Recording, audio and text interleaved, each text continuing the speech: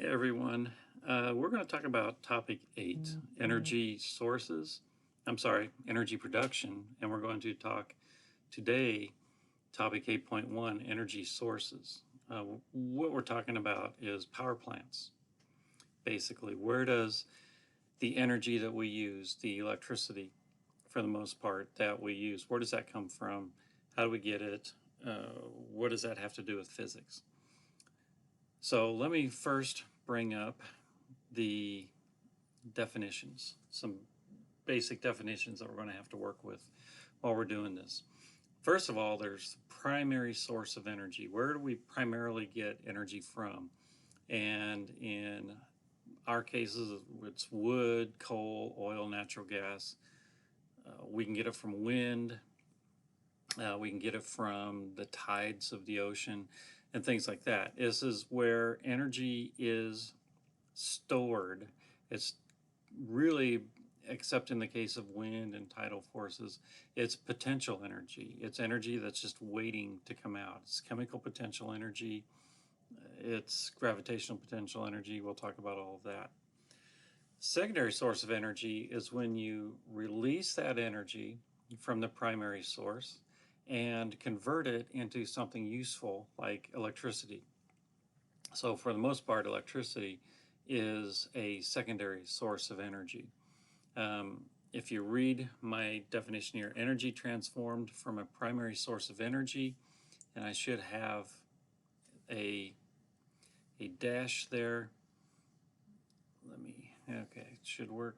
So I should have a dash there. That because it's not like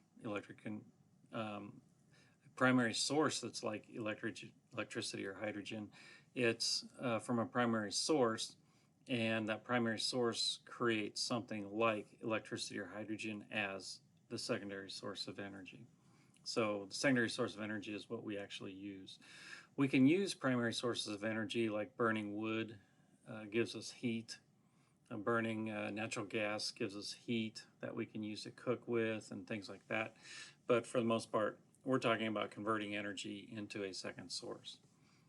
All right, and when we have these sources of energy, wood, coal, oil, natural gas, nuclear, each of those materials has a thing called specific energy. If you remember specific heat, it's how much heat can be stored in a material. Well, that's the same thing with specific energy. It's how much energy is waiting to come out of that particular material. So every material has its own specific energy and its own energy density. These are somewhat related. Specific energy is joules per kilogram. Energy density is joules per cubic meter. So that each of those has their use. So I just kind of want to demonstrate a couple of problems using energy density and energy, the specific energy of materials. Okay, so we've got uranium-235. The fission of that, the splitting of that nucleus, produces 3.5 times 10 to the minus 11th joules of energy. The density of U-235 is 1.8 times 10 to the fourth kilograms per cubic meter. All right, so calculate the specific energy and the energy density of U-235. All right, so what do we have here? We have the density, and we represent density with a rho. That's a Greek letter rho. Looks kind of like a crooked, not drawn P very well, but that's a rho, and that is density. And so our density is 1.8 times 10 to the fourth kilograms per cubic meter. Our energy, basically the potential energy that is in this, let me see. Yep, it produces in each molecule, it's or each atom, it's 3.5 times 10 to the minus 11th joules. That is the amount of energy that's just waiting to come out through the fission process. Okay, and the next thing that you need to know, because we're dealing with kilograms here, is what is the mass of a uranium-235 atom? Well, uranium-235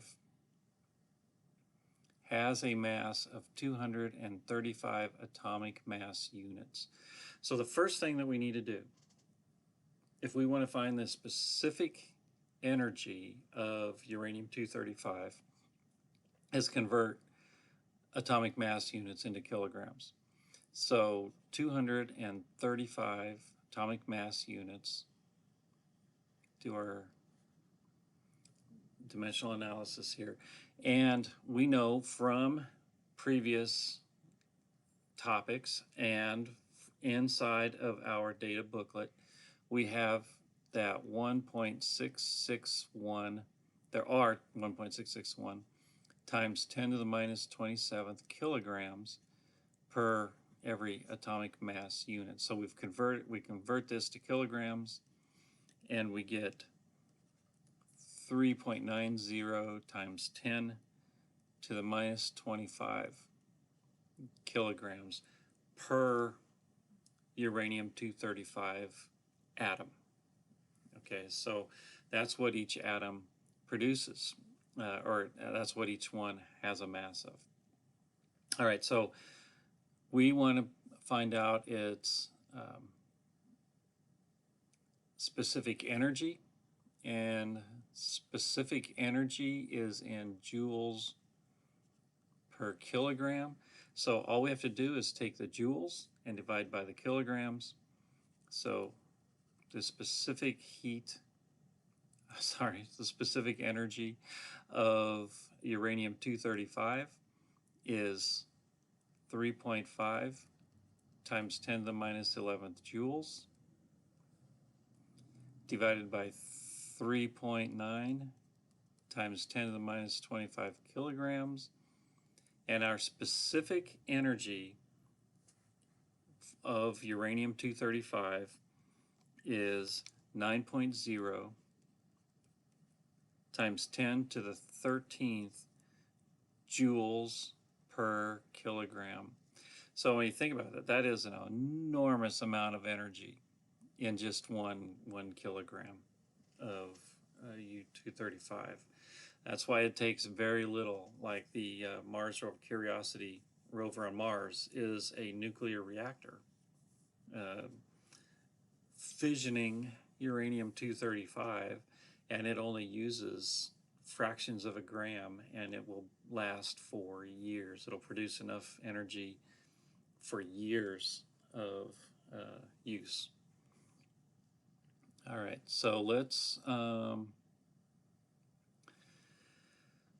enter the second part. So that is our specific energy.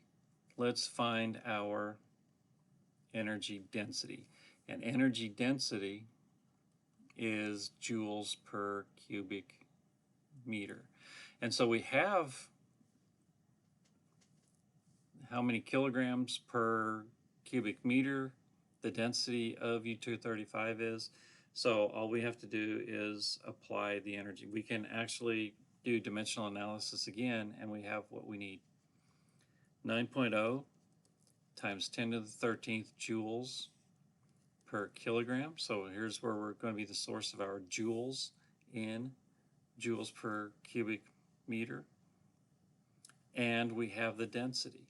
So this is going to be the source of our cubic meters. So it's 1.8 times 10 to the 4th kilograms per cubic meter. So we can get rid of the kilograms. We have joules per cubic meter, and that's 1.6 times 10 to the 18th joules per cubic meter.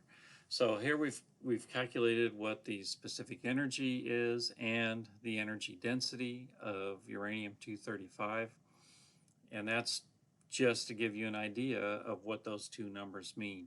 It's not really all that practical. It's not something that you would typically see somebody running a power plant doing every day. But what you might see them doing every day is a problem like this. All right, coal has a specific energy of 32.5 megajoules per kilogram. So that's pretty good. If a city has a coal-fired power plant that needs to produce 30 megawatts of power per day, and it has an efficiency of 25%, how many kilograms of coal are needed each day? How much coal are you going to bring in to do this? So the first thing that we notice is that this power plant is only 25% efficient. So efficiency is calculated as the energy that you output over the energy that you input. So not all of the energy that you input, not all of that 32.5 megajoules per kilogram of coal is going to go to electricity. It's going to go to many other energy transformations, such as heat. That's going to be the big one, into heat and other mechanical transformations and things. We will talk about that at the end of this video, where all of this is going to be and why nothing in the universe can be 100% efficient. In this case, because the plant is 25% efficient and we know how much energy it needs to output, here we know that it needs to output 30 megawatts of power, we can calculate how much we have to input. I'm just going to call it N. And so that's going to, rearranging this equation, energy in is going to equal energy out divided by the percentage, and then that is going to give us that what we need to put in is 120 megawatts per day. All right, so we need to haul in enough coal that we can get out 120 megawatts so that we will actually produce 30 megawatts of power. All right, so let's go and figure out what we need to do to get that, how much we need to get for that. Okay, so the first thing we need to do is figure out, I just want to list out everything that we got so that it's very plain, very easy to see. So our specific energy is 32.5. Yeah, give me a minute here. I moved put this back where it belongs. Okay, 32.5 megajoules per kilogram. We need to output 30.0 megawatts. Our efficiency is 25%, and we need to bring in 120 megawatts to get what we want. All right, so the first thing we have is we've got megawatts. But when we talk about bringing in kilograms and things like that, the conversion we have is joules to kilograms. So let's convert 120 megawatts to joules. How many joules of energy is that? So 120 megawatts. And remember, a watt is a joule per second. So we got 120 megawatts, which is the equivalent of 120 megajoules per second, right? 1 watt is 1 joule per second, so that would be 120 megajoules per second. There are 3,600 seconds in an hour, and there are 24 hours in a day. Remember, what we're looking for is daily. So what do we need per day? And when we calculate that out, we get a really big number, 10368,000 megajoules per day. Pretty awesome amount of joules that you need a day to produce 30 megawatts of power at 25% efficiency. So, to convert this to kilograms, we're going to use our 32.5 megajoules per kilogram specific energy. And this is where specific energy comes in, this kind of calculation. So it's 10368,000 megajoules per day. And the power plant produces 32.5 megajoules, or not the power plant. Coal has 32.5 megajoules per kilogram. The megajoules cancel, so this is going to tell us kilograms per day that we need, and that is 320,000 kilograms of coal for this plant per day. Now let's just put that into a little perspective. Typically, a train coal car, call it coal car, carries 1.5 metric tons of coal. That is the equivalent of 1,500 kilograms. So how many train cars would this take? So 320,000 divided by 1,500 is going to be 213.3, or we'll just round this up because we can't have a third of a train car really. So 214 train cars. Now typically a train, and I'm a real big nerd, so I'm also a train buff. Trains typically have 100 cars on them. That would make that train about 1 mile long to have 100 cars. So this is about a little over 2 trains per day to keep that coal-fired plant running. I come from the state of Nebraska, and there are massive coal fields in Wyoming. And most of our manufacturing is in the east, close to the East Coast. So we've got to get the coal from Wyoming to the East Coast, and all roads, railroads, not really, but a lot of them. The biggest train yard in the world is in Nebraska because of this. All those train cars full of coal have to go east. And so typically in Nebraska, you just see a constant stream of 4-lane traffic of trains carrying coal cars going across the state. About every 15 minutes, another coal train with 100, some of them are even 2 miles long with 200 cars. We are just really burning a lot of coal. This is an amazing amount of coal. So just to give you an idea of how much coal a plant that is 25% efficient, that needs to output 30 megawatts of power, which would typically power maybe a town, small city, or a very large power plant. That's what is needed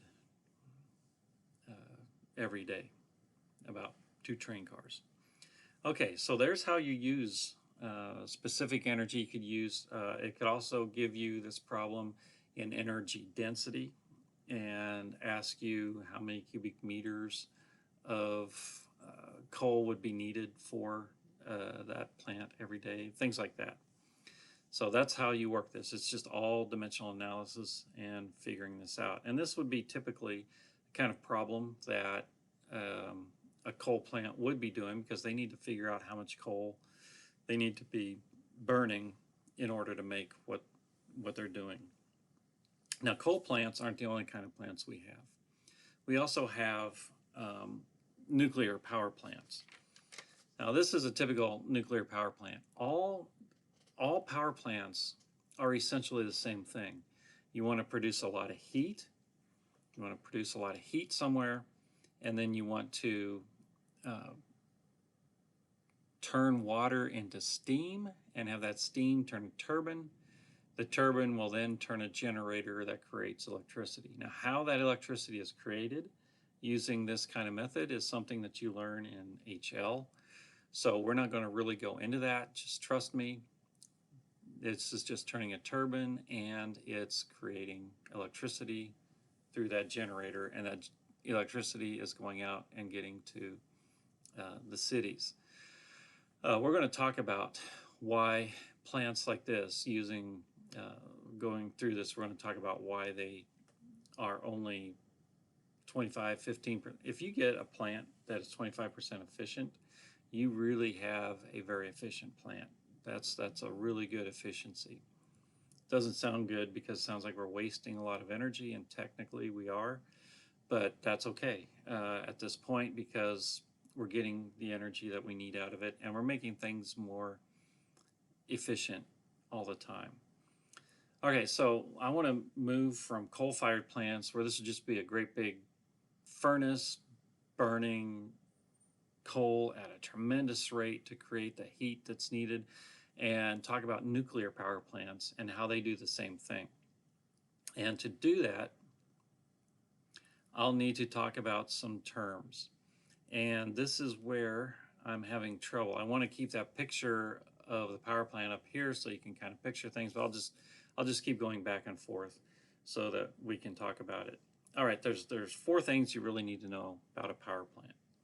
The moderator. We talked about the fission process of U-235, and it produces electrons that are flying out.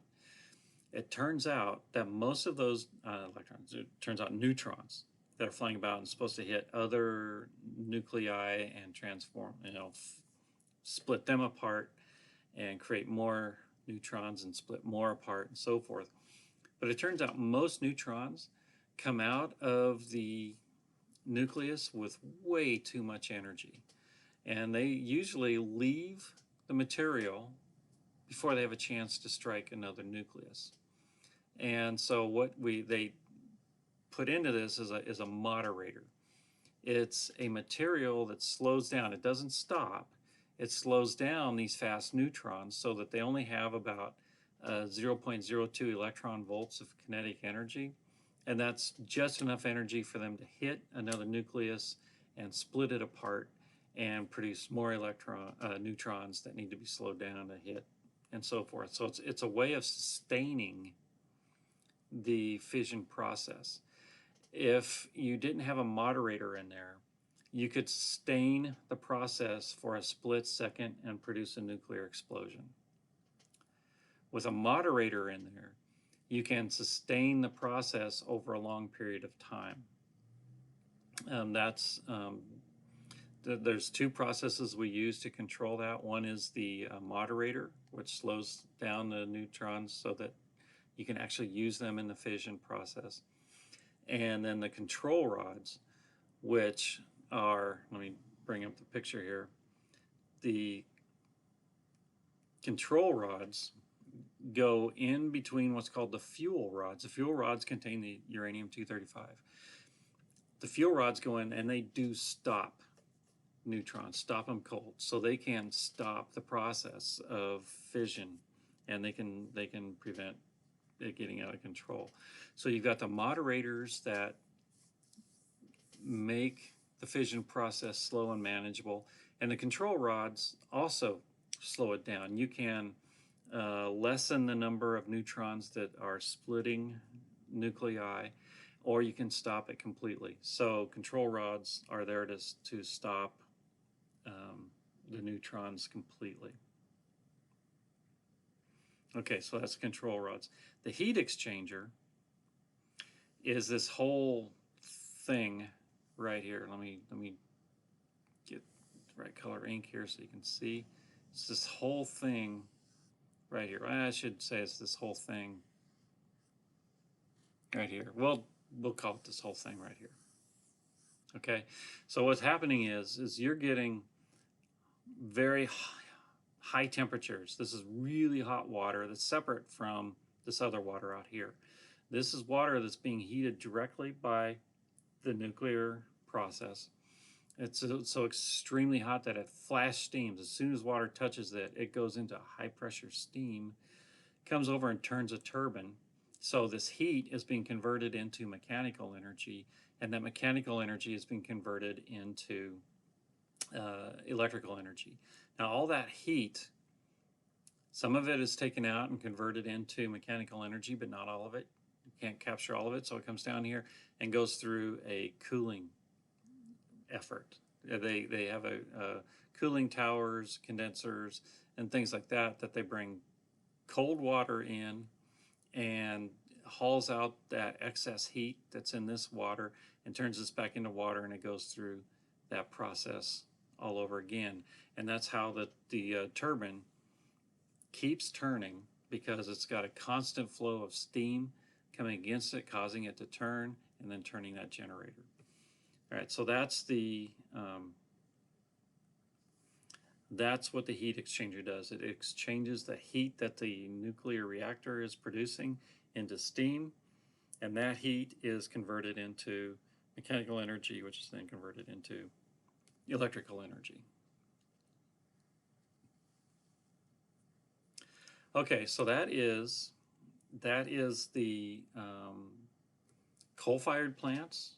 You can do and nuclear-powered plants, and you can do the same kind of calculations on specific energy and energy density and how many kilograms of uranium-235 you would need to produce the same amount of coal, which would be an interesting problem for you to do. I'm not going to assign that, but if you're curious, in the book it gives you the specific energy of uranium-235, and you can use that to calculate just how much you would need to produce an output of 30 megawatts of power, that you need two entire train loads to keep going every day. And that's an eye-opening calculation to do, and it explains why we really want to have nuclear power plants that work well and are safe. But then nuclear power plants are really scary, so we still have more and more coal-fired plants, because while they produce a lot of pollutants and they tear up the environment while they're mining it, they also are very energy efficient compared to everything else, and they're a lot safer, keep us safe from nuclear reactions going out of control. All right, so there are some other ways that we can produce energy. Now, these are not as efficient. They don't produce nearly the amount of energy that coal-fired plants do, and not even as much as nuclear reactors do. But we have wind, we have hydroelectric, which is dams, basically, and we have solar. And I want to talk about each one of these, give you some information, different kinds of calculations that can be done. But one of the things I want you to understand about wind, we'll talk about wind first. And the way wind works, I keep touching before I make that layer something I can write on. Whoops, sorry, didn't want that one. There we go. What makes the wind turbine move is moving wind. It's wind with kinetic energy. So kinetic energy is very important, right? So kinetic energy is 1/2 mass times the volume squared. And so what we have is, see if I can draw a fairly good representation of a circle. We have wind that is using this much of the wind turbine. Basically, this circle is the amount of air that is moving that wind turbine. It's also the amount of kinetic energy, because that wind is moving, right? It's blowing in here, it's blowing in, and then it comes out, and it should have given up some of its kinetic energy to the wind turbine to convert into electricity. So we have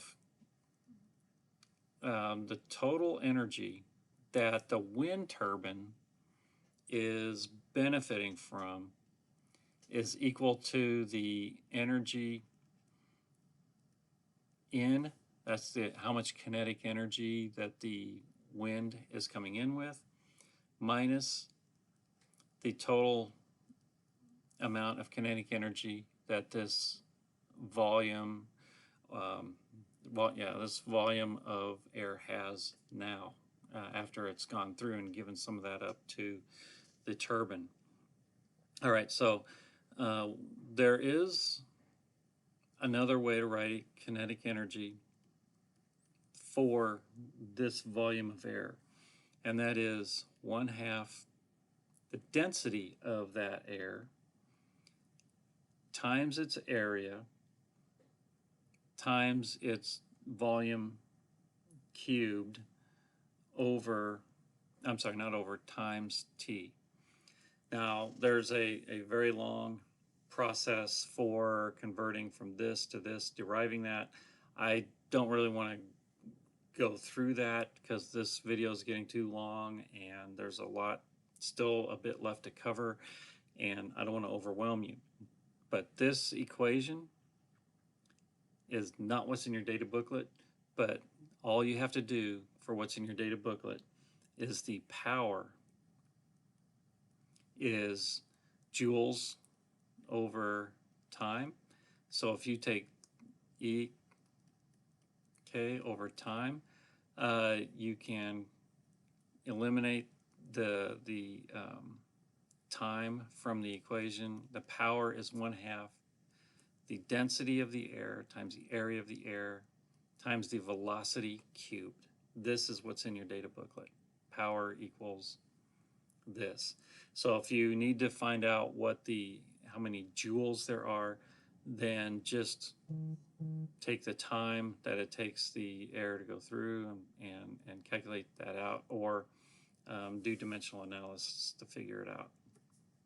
Okay, so that's what I basically wanted to cover on the wind turbines. I don't have any sample problems for you to do. I want you to understand the concepts and be able to apply them if you happen to see them again.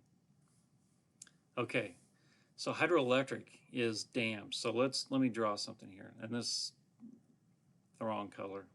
I should have done this in blue. But we've got a dam here, and usually a dam comes down and lets water out.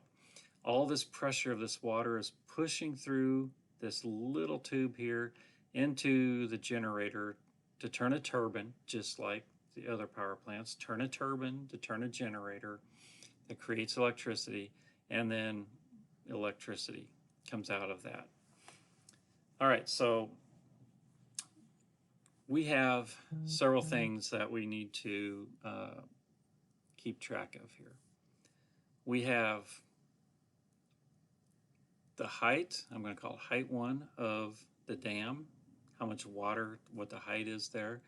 We have the height from the bottom of the dam to where the water is used. You know, there's all of this height has to be taken into account, because what do we have in this lake here? We have lots and lots of potential energy. That water's just sitting there waiting to do something, and it's gravitational energy. This is where our height's going to come in. All right, so if we want to figure out how much energy this can produce, we're basically going to have to figure out the mass of the water that's in here, and we have a volume, and the volume is what it is length. There we go. Length times width times height, and that would only be this height, right? Because this is not, this height 2 is not part of the volume of the water. And so that would give us the volume. And we can use the volume because we know that the density of water is 1,000 kilograms per cubic meter. And you can use this to convert this into how much water is contained in this volume here. All right, so that's where we get the mass from. The height is slightly more complicated. We can't use the, I mean, you know, what height do we use here for this? How do we have, it turns out we have to basically just use 1/2 the height one. It's kind of the average height here, so we get the average energy, potential energy of this, and the height to the generator. So the height, so the height, or the total height, is equal to 1/2 of the dam's height plus the height or the distance from the bottom of the dam to where the water runs into the generator. And so our equation for potential energy is mass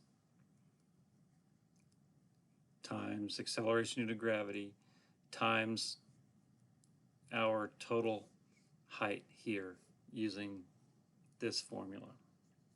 Okay, pretty straightforward there.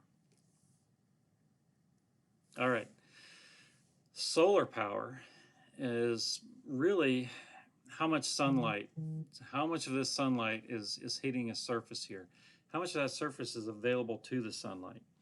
And you're going to see in all of these things, there's an efficiency. Everything is not going to be 100% efficient. For the most part, they're going to be in a 15 to 25% efficiency. Solar panels are just getting to that. They used to be about 5% efficient, 10% efficient, which wasn't too bad because you're not really wasting energy. It's sunlight that's coming in anyway. But if we can, the more efficient we can make it, the better it is. There's more sunlight produced, more sunlight hitting the surface of the earth in 1 second. How should I say this? In 1 second, the energy of the sunlight hitting the earth has more energy in it than all of the energy used by civilization of all time. So it would really be tremendous if we could capture some of that. That's why you see life being so abundant on the earth. It's so much energy here, and life uses so much energy. It's just so much available, and yet we still have enough left over for heat and so forth. So the sun is just putting out tremendous amounts of energy, and it'd be great to capture that. So the way we measure what we're getting from sunlight is intensity. Intensity is power over area. So it's watts, it's watts per meter squared. Okay, and so just keep that in mind. That's what it is. So if you have a solar panel that is 1 square meter and you need to produce 5 watts of power out of it, you're going to need to figure out how much intensity of light you're going to need. Or if you know the intensity of the sunlight that's hitting the earth at that point, and you can know that, you can actually look that up. You'll know how much area of a solar panel you'll need to produce that amount of power that you need. All right, so and keep in mind that area, it could be in anything. If you're trying to figure out the intensity of the sun, that's going to be a sphere. So you use the area of a sphere, the surface of the sphere, area of a circle. Let's see, sphere. circle, square, which would be your most typical, or rectangle, you know. That would be your most typical for a solar panel. This would be most typical for a star, for the sun. And that's all you do. You figure out the intensity in that way. And you then can go through all that process of converting, how percent efficient is this? You don't really need to figure out kilograms or volume or anything like that. You just need to figure out square area. So if you ever see any problems on these, it's going to be based on that. All right. There are other forms of energy, but these are all 5 of these: coal-fired plants or oil-fired plants, anything using fossil fuels, nuclear-powered plants, wind, hydroelectric, and solar are the 5 most used sources of energy. By far, fossil fuel plants are by far the most, because they are the most efficient and they are the cheapest by far to use, and the safest. All right, so I want to talk to you about a thing called Sankey diagrams. We use Sankey diagrams because energy is not lost. This is where the efficiency of a power plant comes in. Let's say, and this is just to make it easy, we have something that is producing 100 joules of energy. All right. A Sankey diagram is a way of showing what happens to that energy as it goes along its path to being a useful form of energy. So let's say we got 100 joules worth of coal that has 100 joules in it, and we're trying to convert that into some kind of electrical energy, say. Well, as it goes from coal to the furnace, to steam, to the turbine, to the generator, and then through various processes to the customer as electricity. All right, so here we have heat, here we have heat, here we have mechanical and heat, here we have electrical and heat, and here again we have heat. As that energy, as that electricity goes out through the wires and everything, it encounters friction and other things, and those wires actually produce heat. You actually lose a lot of energy through heat. So one common theme through all of these is heat. You're going to lose a vast majority. I'm going to be very conservative here and say you lose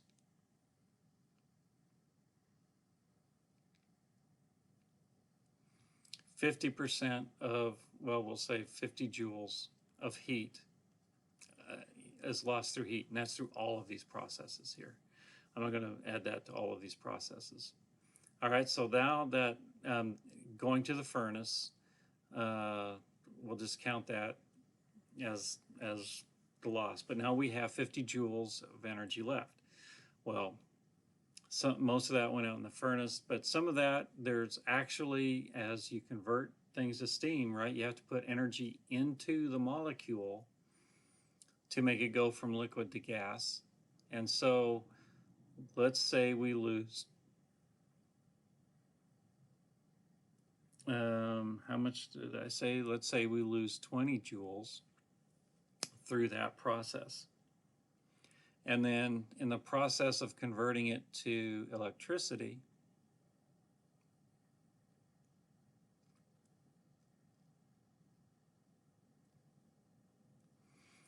we lose another 15 joules. And so now we have converted it to electricity. And remember, the electricity going conversion and all that we took out as all heat. This heat was all of the heats along the way. So we have lost 50, 70, 85 joules to heat and other transformations. And these are basically required. It takes this much energy to actually come out and produce 15 joules of energy on the end that's useful. 15 joules of useful, what we call useful energy. So if you look at this, the amount in, so the efficiency here is the amount in is, let's see, amount out is 15 joules divided by 100 joules times 100. So that gives us an efficiency of 15% for this plant. And so that's what these Sankey diagram, you could be asked to draw one. So be prepared to be able to draw one. Takes a little bit of practice, but keep in mind that as you're going along, you have to understand what all of the energy transformations are along the way and what's happening. So make sure you understand that. I also wanted to compare this. You remember the food chain in biology. You start out with the sun, and it's shining its light down, and it's producing plants. Something comes along and eats the plant. Something comes along and eats it. Something comes along and eats it. So if the plant stored 100 joules of energy, whatever ate that plant got 10% of that, right? 10 joules.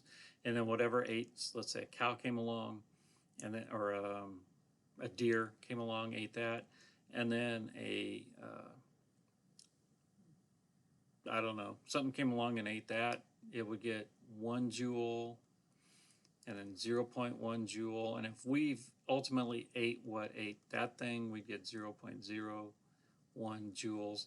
So this is nature. A lot of this, where's a lot of this gone? Amazingly, a lot of it's heat. That's why you have a temperature. You're producing heat. That's your quote unquote waste energy. But it's also going into functions, your cell functions, doing what they have to do, your movement, even when you're thinking. So that energy is going into living processes. So this is typical. This is not unusual to see. This is the way nature does it too. We don't get all of the energy out that is coming in. It goes out in other ways.